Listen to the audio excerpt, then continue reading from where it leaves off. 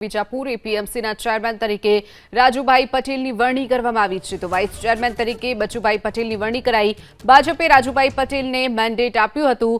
રાજુભાઈ પટેલને મેન્ડેટ અપાતા પીઆઈ પટેલ નારાજ થયા હતા। પીઆઈ પટેલ એપીએમસીની ઓફિસ છોડી ચાલ્યા ગયા હતા।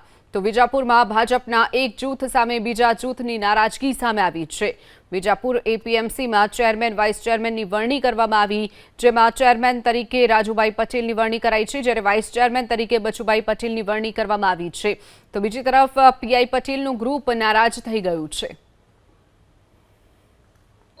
મહેસાણાના વિજાપુર એપીએમસીના ચેરમેન અને વાઇસ ચેરમેન માટેની આજે ચૂંટણી હતી, ત્યારે ફરી એકવાર ચેરમેન અને વાઇસ ચેરમેનની નિમણૂક કરવામાં આવી છે। જે રીતે ચેરમેન તરીકે રાજુભાઈ ની નિમણૂક કરવામાં આવી છે, ત્યારે વાઇસ ચેરમેન પણ નિમાયા છે। જે રીતે બંને નિમાયા છે, મારી સાથે વિજાપુરના ધારાસભ્ય છે, તેમનાથી વાત કરીશું।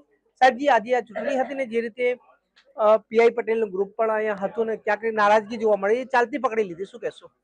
એવું ગ્રુપ કેવું કંઈ હતું નહીં। ભારતીય જનતા પક્ષમાં હંમેશા લોકશાહી ઢબે પ્રક્રિયા થતી હોય છે। ચેરમેનની આજે ચૂંટણી હતી। ચેરમેનની ચૂંટણીમાં ભારતીય જનતા પક્ષ સમક્ષ બધા જ લોકોએ જે ઉમેદવારો હતા એમને પોતપોતાની રીતે રજૂઆત કરી હતી। નેતાઓએ પણ પોતપોતાની રીતે બધાની સારો રસ્તો નીકળે એ રીતે હાઈકમાન્ડ સાથે ચર્ચાઓ કરી હતી। અને આજે ભારતીય જનતા પક્ષ હર હંમેશની જેમ મેન્ડેટ આપે છે એ પ્રમાણે મેન્ડેટ આપીને ચેરમેનનો મેન્ડેટ રાજેન્દ્ર કુમાર સાગાભાઈ પટેલને આપવામાં આવ્યો હતો અને બિનહરીફ ચૂંટાયેલા છે અને કોઈ ફોર્મ ભરાયું નથી। મેન્ડેટનો 100% અમલ થયો છે।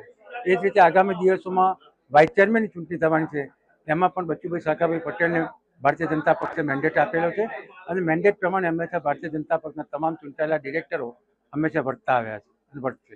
સાહેબ, મેન્ડેટ આપવું છે પણ ક્યાંક નારાજગી જોવા મળે, કારણ કે તેઓ કેમેરા સામે કંઈ પણ શુભેચ્છા આપવા પણ નહીં આપે। દરેકની અપેક્ષા હોય, દરેક વ્યક્તિ જ્યારે દાવો કર્યો હોય ત્યારે પોતાનો મેન્ડેટ ના આવે તો એને થોડા સમય માટે ફિલિંગ થતું હોય છે, પરંતુ ગિના ટાઈમમાં ઘી હોય છે। મારી સાથે રાજુભાઈ છે, તેમનાથી રાજુભાઈ, શું કહેશો? જે રીતે આપના નામનું મેન્ડેટ ફરી એકવાર ચેરમેન બન્યા, શું કહેશો?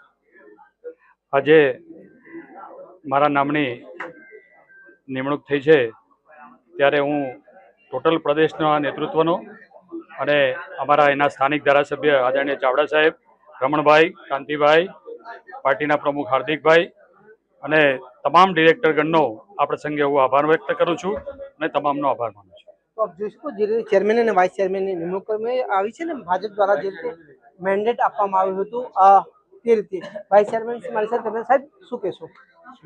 કઈ રીતે આપને જે રીતે મેન્ડેટ આપના નામનો કેટલી ખુશી? ખુશી તો હોય જ ને, પક્ષની જે મેન્ડેટ આપ્યો એ બદલ હું વધારી લીધો છે, કોઈ પ્રશ્ન નહીં કોઈ બીજો। સમજી શકો છો કે જે રીતે ચેરમેન અને વાઇસ ચેરમેનની નિમણૂક કરવામાં આવી છે ને, જે રીતે બંનેને હવે વિજાપુર એપીએમસીની જવાબદારી સોંપાઈ છે। હારું નાગોરી, એબીપી।